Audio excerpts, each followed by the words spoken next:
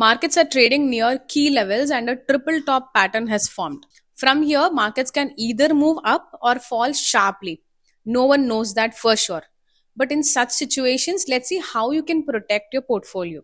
Save this video. Many people getting scared thinking about what will happen to their portfolio if markets fall. Some people even try to predict the market and go to extent of stopping their SIPs. But never do that. Remember, you are an investor, not a trader. So do not try to predict the markets. So, what should you do? While continuing your investments, you can protect your portfolio using hedging in two ways. First, if your view is long term, hedge with gold.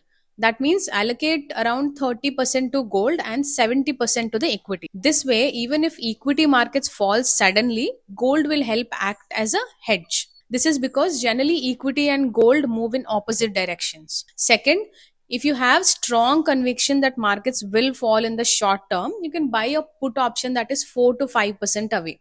For example, if Nifty is at 26,000, a 4 to 5% away put would be the 25,000 or 24,500 PE of the monthly expiry.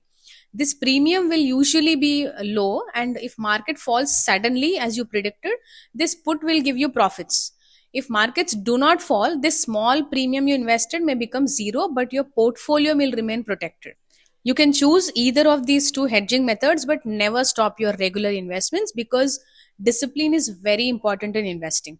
For more such tips, subscribe to this channel.